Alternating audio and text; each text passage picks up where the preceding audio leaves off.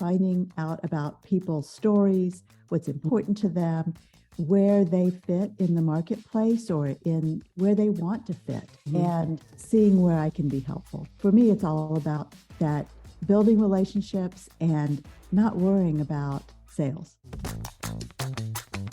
Welcome to the Making Sales Social podcast, featuring the top voices in sales, marketing, and business. Join Bryn Tillman and me, Bob Woods, as we each bring you the best tips and strategies our guests are teaching their clients, so you can leverage them for your own virtual and social selling. Enjoy the show. Welcome back to Making Sales Social. Have you found your hidden advantage? Business advisor and pricing expert Patty Block, our guest today, believes that consistent business success comes from leveraging your hidden advantage, making informed decisions, communicating powerfully, and taking calculated actions. Since 2006, Patty has empowered women business owners who are experts in their fields to turn up their power to price, sell, and run their business on their own terms. In her book, Your Hidden Advantage, Unlock the Power to Attract Right Fit Clients and Boost Your Revenue, Patty reveals a new perspective and proven practical solutions, guiding women to unleash their inner power to run their business with less stress and more joy, achieving a more profitable future. Patty, welcome to the show. I am so excited, not just because of all the brilliance you're about to share with the audience, but because you're my friend and I adore you as a human being. So welcome. Thank you. Thank you, Bryn. I'm thrilled to be here. So the first question we ask everybody is, what does making sales social mean to you? For me, it's all about relationship building. So it's not just handing out business cards. It's not just meeting with someone once and feeling like now we're acquainted and we know each other. No, we don't. Really, it's about building relationships and having an ongoing dialogue so that whether or not I'm speaking with someone who is a potential buyer for me, in my view, is not the important part. The important part is finding out about people's stories, what's important to them, where they fit in the marketplace or in where they want to fit, and seeing where I can be helpful. So for me, it's all about that, building relationships and not worrying about sales. So I love that. And one of the things that I love about your perspective is your goal is to help people, to bring value to folks. The sale comes when they have a need, but they've already fallen in love with you and you're the resource that you are. And so that is something that so attracted me to you originally. And then the more I get to know you, the more of a giver I find you to be. So I love that. And so I thank you for that. So my first real question outside of, my general question, and I'm going to preface it by, in the green room before we started, I started to talk to you about a potential wrong fit client, someone that I'm not sure I want to bring on. And one of the things that you talk about are attracting the right fit clients. Can you talk a little bit about that? You bet. And it's so critical. Part of it is we became business owners because we wanted to be our own boss. We wanted to have that freedom. And yet we sometimes end up working with clients who we're not excited about, or who really, I don't want to say take advantage, but they push the boundaries. Yeah. And it makes it uncomfortable, and we often wish we could fire them. But, then you've got a situation where it might feel like conflict. So yes, attracting right fit clients. In my book, Your Hidden Advantage, I talk about a 4-step process, and it's called the SNAP system. And SNAP stands for stop believing the myths, narrow your focus, assess your value, and practice your power. And the narrow your focus is the piece of attracting and finding your right fit clients. And there's a methodology around that because there's something that I call the hope factor. So when you were first dating and someone showed interest in you, didn't you think they were the one? Oh, sure. Every one of them. Exactly. And if they weren't the one, you could change them, right? Every one of them. Every one of them. We all do that. And Yes. so we bring that into our business and we think every buyer who comes to us is an ideal buyer. And if they're not, we can turn them into one. And you and I both know that's never the case. So really defining who you want to work with, why you want to work with that type of person or that industry, having all of that clear, and then attracting them and going out and finding them is the key to narrowing your focus and really working with the clients who value you. See, I love that because there are those clients that really drain you. And even if they're paying good money, you have to really ask yourself, is it worth it? Is it, and that's where I am with this prospect at the moment. So this is great timing for me as well to hear some of this. So thank you. The bringing in the wrong fit clients is a roadblock. And you talk a lot about many roadblocks that particularly women business owners face. So share with me how you identify a client's roadblocks. You bet. And there are roadblocks in many different steps. So let's go back to the SNAP system where we're talking about stop believing the myths, which is the S for SNAP. And we all have limiting beliefs. We're all raised to believe certain things about ourselves, about our business, about our prospects, about the community at large. So we all have these beliefs.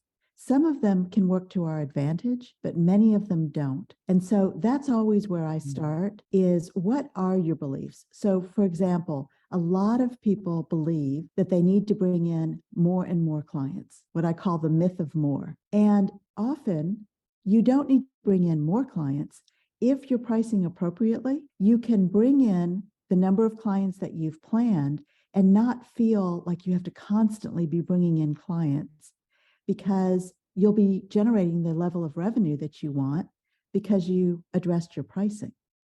And I often say to my clients, you can sell until you are blue in the face, but if you haven't addressed your pricing, then you haven't positioned yourself in the marketplace and you'll tend to attract the wrong buyers. So a lot of women are pricing artificially low. And in fact, I can share a story with you. When I was growing up, my mom used to make these fabulous cookies. The whole house smelled good. It was warm. The cookies were gooey. And all my life, I watched my mom eat the broken cookies. But it wasn't until I was a teenager that I even thought to ask her, why do you only eat the broken cookies? Do they taste better? And she laughed and said, no, I eat the broken cookies so you can have the whole ones. And not too long ago, I saw this really shocking statistic. 62% of women rely on their business for their primary income, and 88% of women business owners generate less than $100,000 a year. Oh, that's awful. And all of a sudden, this image of my mom eating the broken cookies popped in my head. And I realized that's the pattern that I had observed since I started my company in 2006. But I didn't have language around it. And as soon as that image popped in my head, I realized that's what we as women business owners are doing. We are watching our role models, our moms and our grandmothers. They're all eating the broken cookies and they're teaching us about that spirit of self-sacrifice. And we're bringing that into our business. So we're undervaluing ourselves and underpricing. Then we're over-delivering on our services. And then our profit goes poof. So we're less profitable. We often feel like our businesses are a burden. And we've lost the joy that we had when we first started our business. So that's what I call the broken cookie effect. And that is the pattern that I see over and over, especially with women business owners. And so I teach how to beat the broken cookie effect. And all of this is to say, you really need to address your pricing first and have a structure and a rationale so that not only is it you'll feel more confident when you talk about it, but your buyer will understand it better as well. Mhm. So that is a big part of what I teach. And then I also teach a sales method called painless selling to ideal buyers that is more like matchmaking. Oh, interesting. I just want to stick to the pricing for 1 second, because I'm going to bet that everyone heard that and leaned in, because for many of us that are entrepreneurs, even some coaches and solopreneurs, it is sort of like throwing a dart at the dartboard on pricing. It is, well, if I want to make $250 an hour versus your worth of the last 10 years of experience coming into that hour, then, they're undervaluing themselves for sure. Side note on this, and then I'm going to have a question for you. I can't remember. It's a joke, so I don't even think it's real, but like Salvador Dali was at a bar and coloring on a napkin, and he went to throw it out, and the guy took it out of the garbage, and he goes, "That'll be $10,000." And he goes, "It took you 30 seconds to draw it." And he said, "Yeah, but it took me 40 years to get this good." So the value, and that was something that always stuck in my head. And I don't know if that was the right story or not, but it gets the point across. How do women identify, women business owners period, because men go through the same thing, I'm sure. How do they identify what the right price point is? So there's not a simple answer to that. Part of that is, who are you selling to? What does your audience expect? So there are 3 types of value that I talk about. Extrinsic value, which is your pricing, and it's the pricing of services and goods that you buy as well. Somebody put a price on that. Intrinsic value, which is when your buyer comes to you, they already have some idea or expectation, and they already have some measure of trust, or there's that likability, or they wouldn't be talking to you, right? So a lot of times we all deal on referrals. So somebody has referred them to you. Now you're visiting with them. And so they already have some sense of your value, or they wouldn't be having the conversation. And so that's the intrinsic value. Perceived value is the level to which your buyer believes you can either solve their problem or help them grab an opportunity. And the really good news is that perceived value can be built, and it's built by everything you say and do when you meet that buyer. So it's a multi-step process of how you can build that value. So when someone comes to you, we often assume that, and sometimes we make up things in our mind about why they won't buy. Oh, yes.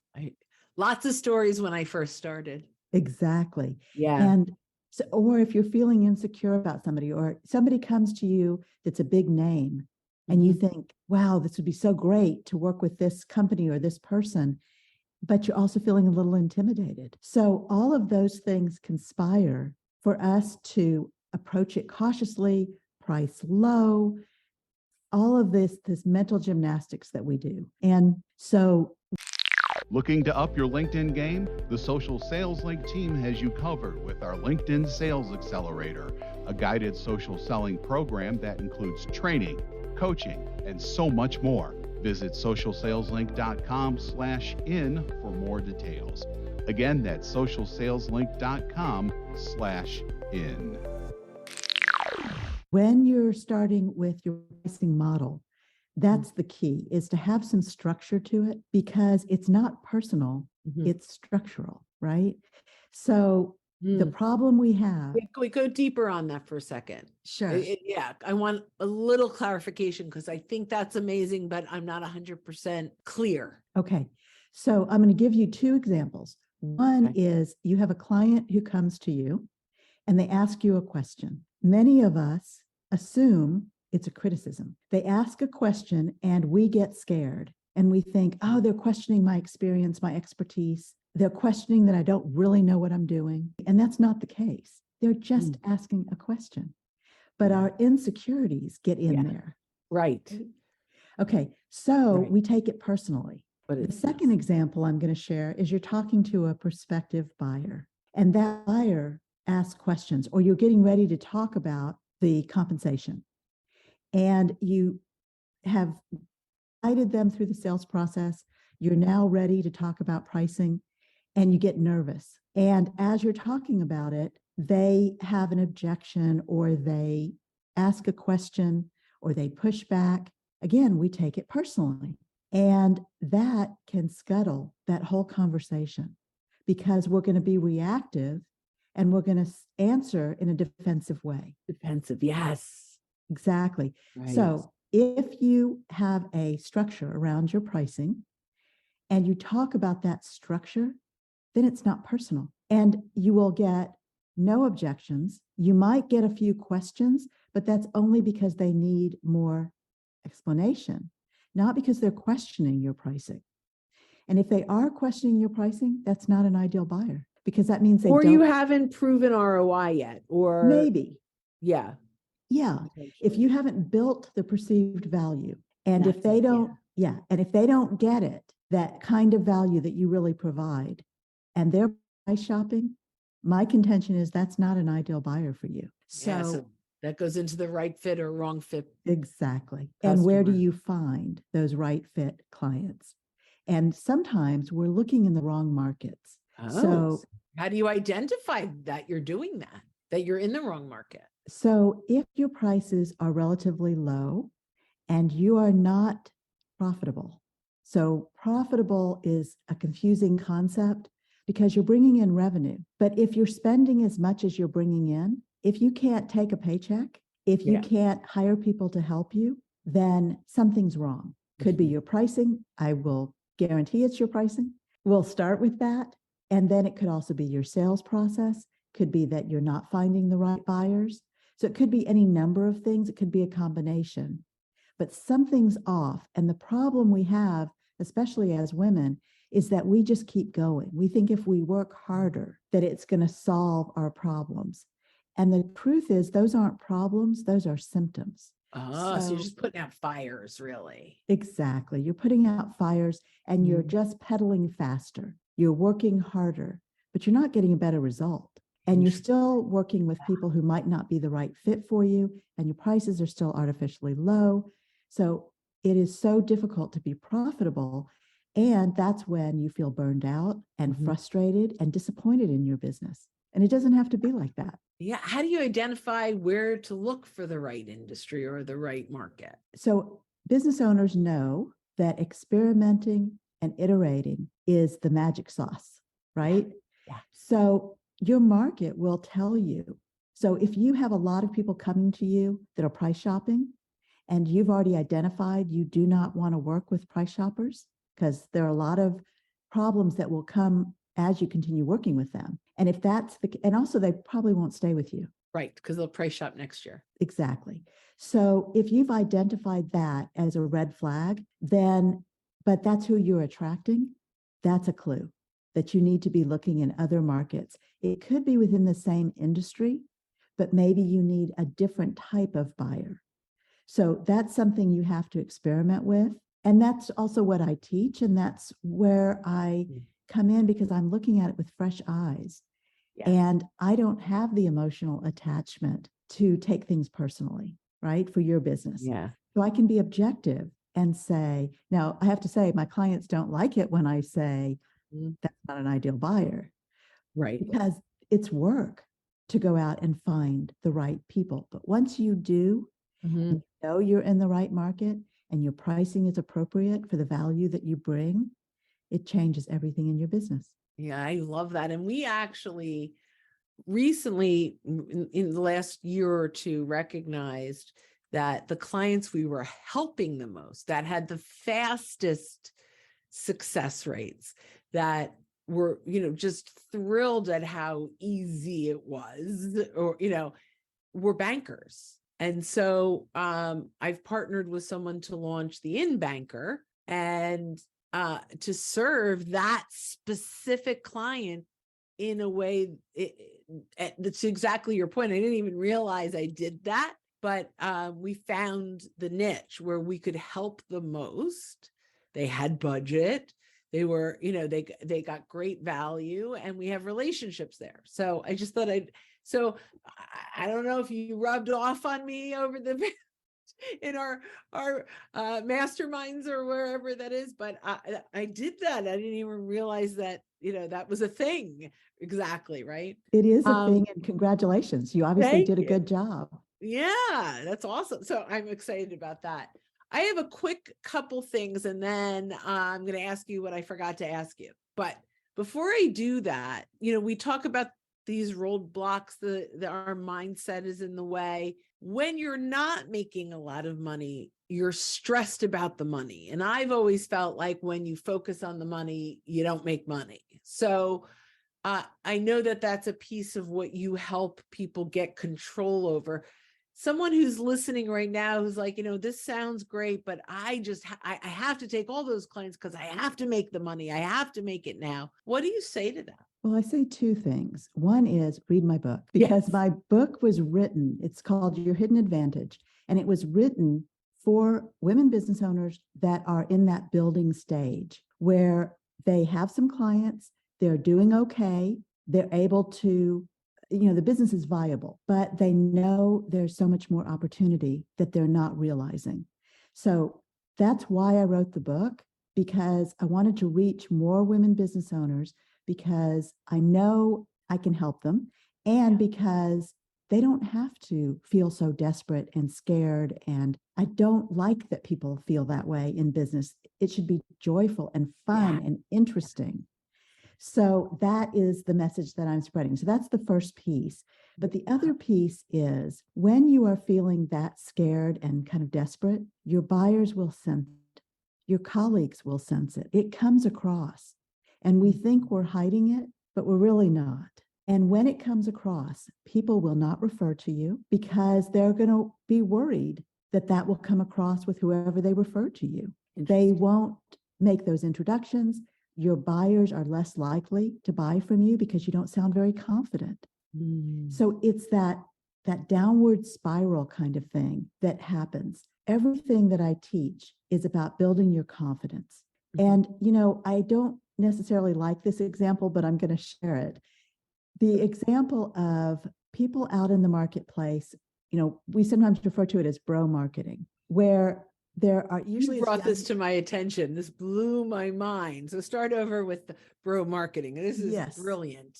So we think of it as bro marketing, bro short for brother.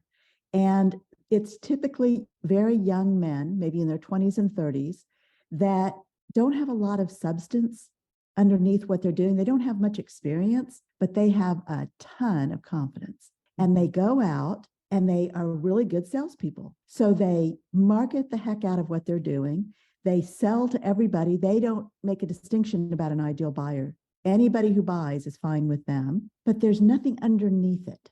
There's not that substance that you have when you hire an expert and someone who has 25 or 30 years of experience and advanced degrees, and they're highly educated, and life experience.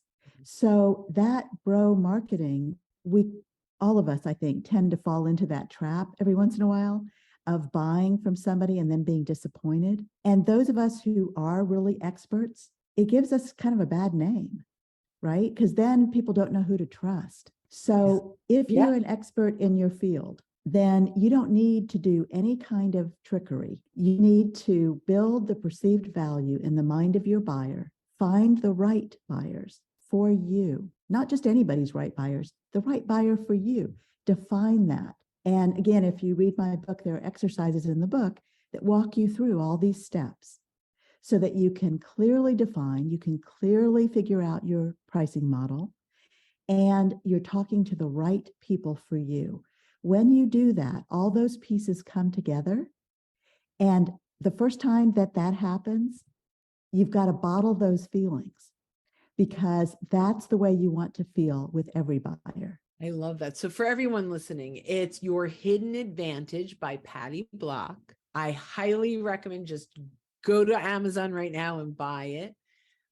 You will be blown away by how actionable it is, and how, a small investment can have a huge impact on your career, on your confidence, on your future. So I highly recommend that. So last question of the day. I can't believe how fast this flew by. What question should I have asked you that I didn't? Perhaps what's important to know about me that we didn't talk about. Okay, that's perfect. Okay. And again, this is about relationship building. Yeah. And building relationship with your audience that you know about me now from a business perspective, but you don't know about me as a person. So that's what I'd like to share. And Please. that is that I have been the single mom of 3 kids since my youngest was 2 and he just turned 30. So I have raised my kids myself. I had a surprise divorce when I was 35 and turned everything upside down for me. But I quickly realized that the most important thing was raising good human beings, and everything was focused on that. And once I did that, everything else was a detail. Everything else could be handled. So now all 3 of my children are business owners. I help them in their businesses and they help me in mine. And I'm so proud of them. They are such fine people. And I'm also a new grandmother. I'm a first-time grandmother. And I'm super excited about that. I have a little grandson. Julia, welcome to the club. It's the best one ever. I know you've told me that for such a long time. And it's not that I 2 didn't years believe I've you. been saying it because that's Yes. how, but yeah. Yes. Yeah. So. But it's not that I didn't believe you. It's that I hadn't experienced it. Yeah. So those values that I have a large extended family. I'm very close with my siblings. My mother just passed away just recently, very suddenly. So all of those pieces fit together to define who I am as a person. And that influences, of course, who I am as a business person and why I care so deeply about women business owners in particular, because this is the second company that I've owned. The first focused on political consulting and lobbying. And I was very frustrated in that business. So it motivated me to want to be that resource for other women business owners. So that's what I think is important to know about me as a person, and that I'm very focused on helping others and want to reach more women business owners so you can get more joy from your business. I love that. And I just adore you, Patty. We have really grown to be good friends over the last couple of maybe only on a year or so, year and a half. And it's one of the best things that came out of the pandemic are some of these relationships. And you are absolutely one of them. I am grateful to have you in my world. And I'm glad I could bring you to my audience and just hear the incredible impact that you're having through helping women with confidence and really going out there and earning what they're worth. So that's appreciated. Thank you for being here. Thank you. I feel the same way about having you in my life and am so grateful. And thank you for having me on today. Oh, thanks for sharing your brilliance. So for those of you listening, I'm sure you have leaned in many times today. I recommend you go get the book. You really just go to Amazon and look for Your Hidden Advantage by Patty Block. And when you are out and about, don't forget to make your sales social. Thanks for listening, and join us again for more special guest instructors bringing you marketing, sales training, and social selling strategies that will set you apart. Don't forget to subscribe to get the latest episodes from the Making Sales Social podcast. Leave a review down below. Tell us what you think, what you learned, and what you want to hear from us next. You can also listen to us on Apple Podcasts, Spotify, Stitcher, and Google Play. Visit our website, socialsaleslink.com, for more information.